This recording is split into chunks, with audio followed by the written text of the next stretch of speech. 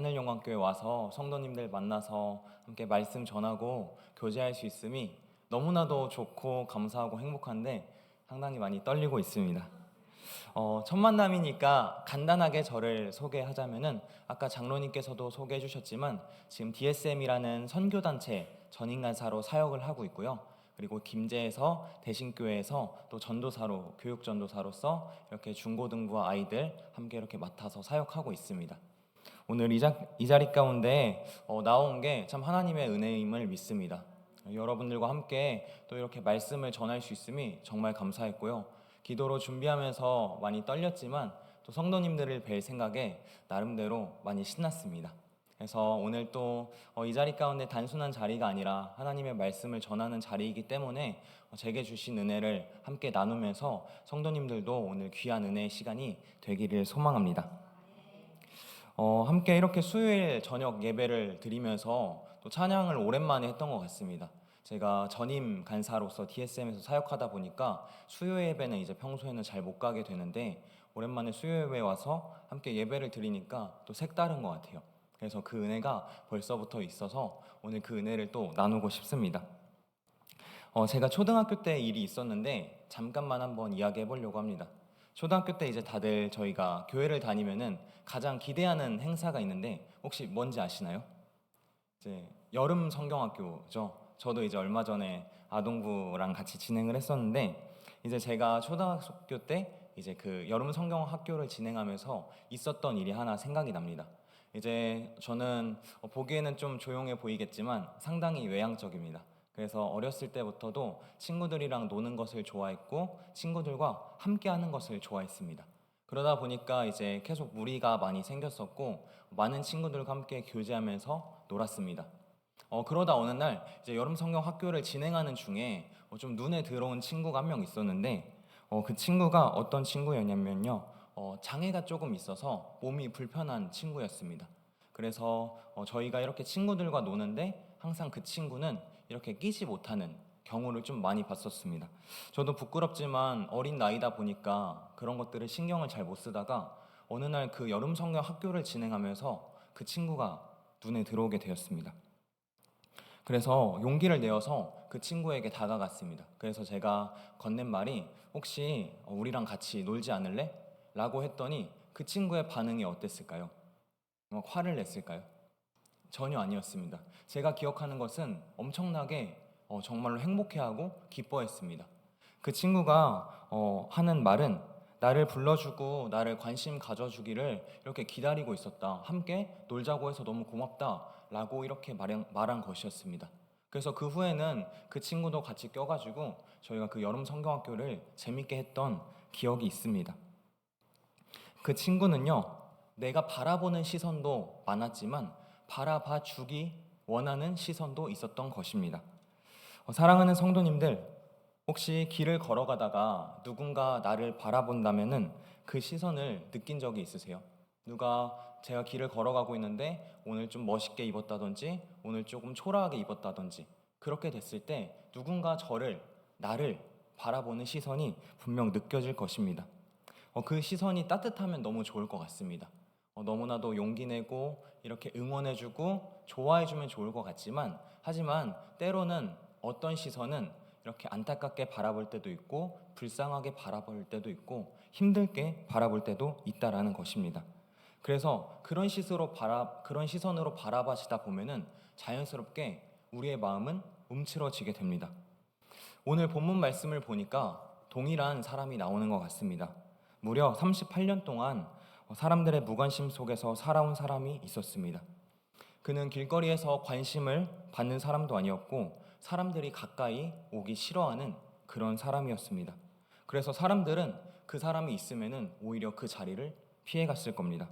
냄새도 나고 힘도 없고 도움을 줄 수 없는 아무 힘없는 병자였기 때문입니다. 당시의 병자는 사회적으로 인정받지도 어디에 나갈 수도 없는 그러한 위치였습니다. 그런데 오늘 본문은 말하고 있습니다. 예수님이 그 병자를 보셨다고 합니다. 그냥 스쳐 지나가면서 바라보신 게 아니라 그의 지난 세월과 마음 깊은 곳까지 다 아시고 바라보셨다고 오늘 말씀에서 그렇게 나오고 있습니다. 오늘 저는 그 장면들을 통하여서 나를 바라보시는 예수님을 성도님들과 함께 나누고 싶습니다. 우리가 예수님을 바라보지만 그 무엇보다 먼저 나를 바라봐 주고 계시는 그 예수님을 오늘 말씀을 통해서 함께 나누겠습니다. 본문인 요한복음 5장 1절 말씀에 보면 명절 후에 예수님께서 예루살렘에 올라가셨다고 합니다. 그리고 예루살렘 북쪽에 위치한 양문 근처에 베데스다라는 못이 있었습니다. 연못입니다. 쉽게 말하면 연못을 나타내는 건데 그 베데스다라는 말은 히브리어로 어떤 뜻을 가지고 있냐면 자비의 집이라는 뜻을 가지고 있습니다. 자비의 집, 이 이름만 들어도 상당히 마음이 따뜻해지지 않을까요? 그러나 너무나도 안타깝게도 그곳의 실제 모습은 자비와는 거리가 조금 멀었습니다. 성경은 이 연못에 5개의 행각이 있었다고 기록합니다. 행각은 지붕과 기둥이 있는 회랑인데 병자들이 그곳에서 비를 피하거나 혹은 햇볕을 피하며 누워 있을 수 있는 그러한 구조로 이루어져 있습니다. 그곳에는 말씀에 나오듯이 소경도 있고 발을 저는 사람도 있고 혈기 마른 자, 즉 각종 모든 병자들이 다 있었던 곳이라고 생각하시면 됩니다. 왜 그곳에 모였을까요? 이곳에는 전설이 있었습니다. 가끔 천사가 내려와서 물을 움직일 때 가장 먼저 들어간 사람의 병이 낫는다는 그런 전설이었습니다. 그래서 모든 사람들이 그 베데스다 못에서 물이 솟아오르기만을 기다리고 있었던 것이죠. 그 장면을 한번 머릿속으로 그려보고 싶습니다. 그려본다면은 행각 아래에 많은 병자들이 쭉 모여 있습니다. 누군가는 눈이 보이지 않고요. 누군가는 다리가 굳어서 움직일 수도 없습니다. 누군가는 평생 몸이 굳은 채로 그냥 앉아만 있어야 되는 사람도 있었을 것입니다. 그리고 안타깝게도 터져나오는 한숨과 그 못을 들어가고 싶은 힘없는 소망뿐이었을 것 같습니다. 그곳은 마치 절망의 대기실 같습니다. 기다림이 있었지만 그 기다림 속에는 희망이 보이지 않기 때문입니다. 물결이 일어나도 제일 먼저 들어갈 수 있는 힘 있는 사람만 그 물결으로 갈 수 있기 때문입니다. 누군가는 빠르게 달려가지만 누군가는 기어가다 중간에 멈추기도 하고요. 포기하는 사람도 분명 있었을 것입니다. 그리고 그 중에 오늘 본문 말씀에 등장하는 38년 된 병자가 나오게 됩니다.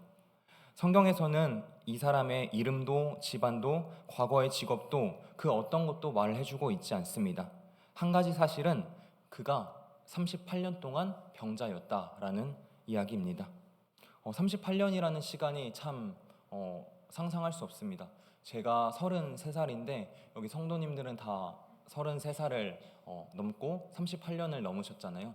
그 긴 시간 동안 병자였다라고 생각을 한다면은 너무나도 상상되지 않을 정도로 힘든 마음일 것 같습니다. 그래서 그 38년 된 병자는 청년일 때는 꿈을 이뤘을 것 같고요. 중년의 때는 열심히 노력하며 살아갈 수 있는 기회를 놓쳤을 것 같고요. 인생의 대부분을 그 자리 가운데 힘겹게 살아갔을 거라고 생각이 듭니다. 처음에는 이번에는 될지도 몰라라는 기대가 분명 있을 거지만 5년, 10년, 20년, 30년을 지나면서 그 희망마저도 점점 사라져버린 이 38년 된 병자의 마음이었을 것 같습니다. 그리고 그날 예수님께서는 이곳을 지나가십니다. 수많은 병자들이 있었습니다. 하지만 예수님은 그곳 가운데 가장 오래된 병자에게 다가가게 됩니다. 그리고 요한복음 5장 6절에서는 이렇게 말씀합니다.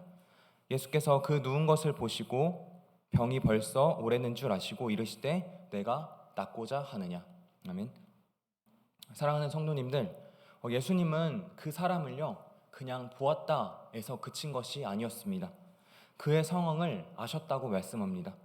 그가 얼마나 오래 그 자리에 있었는지, 몇 번이나 포기했는지, 아무도 모르는 깊은 상처까지 그 사람의 모든 것을 다 아셨다고 말씀합니다.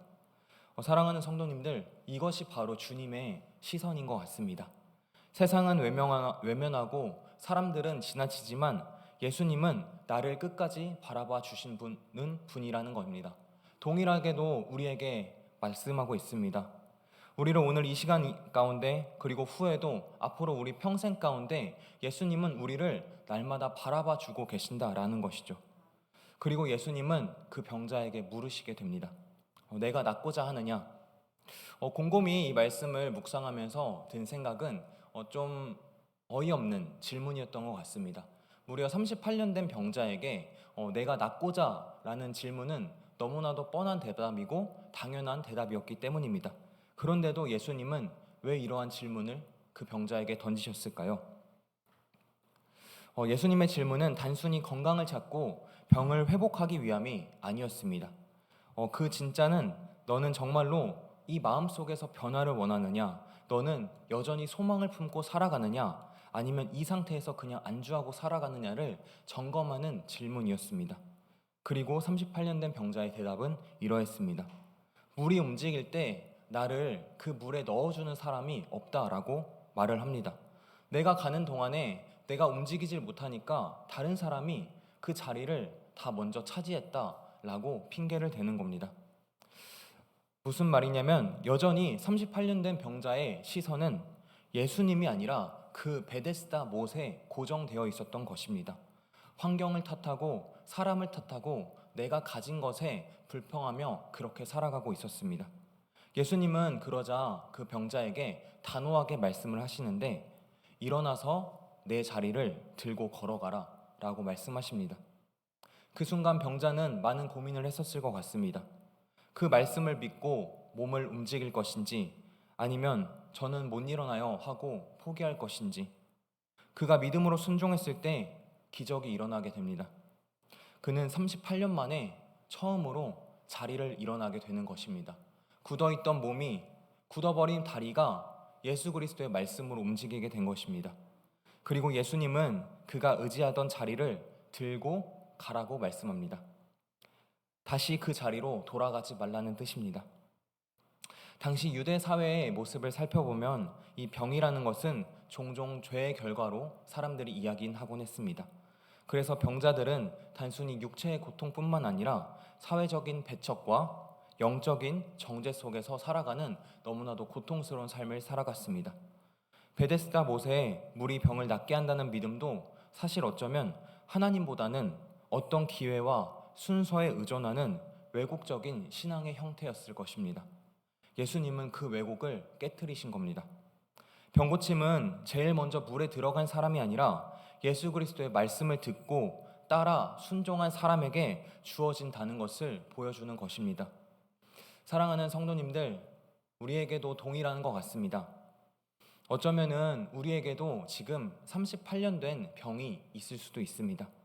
오래된 상처, 포기한 꿈, 죄의 습관, 회복되지 않는 관계, 응답되지 않는 기도, 여러 가지 우리에게도 병이 있을 것입니다. 문제는 그 병 자체보다도 그 병에 길들여져 버린 나의 마음이라는 것입니다. 그 마음 때문에 우리는 환경을 바라보고요, 사람을 바라보고 예수님의 시선을 바라보지 못하는 그러한 우리의 마음입니다. 그런 예수님은 오늘 우리에게 질문을 던지십니다. 내가 낫고자 하느냐? 그 말씀에 순종하는 여러분들이 되기를 소망합니다. 변화는 무언가를 해서 우리가 이루어지는 것이 아닙니다. 내가 돈을 잘 벌어서 집을 살 수도 있고 잘 살 수도 있고 명예를 얻을 수도 있고 권력을 얻을 수도 있지만 진정한 변화는요, 우리가 예수님의 시선을 마주할 때 일어나게 됩니다.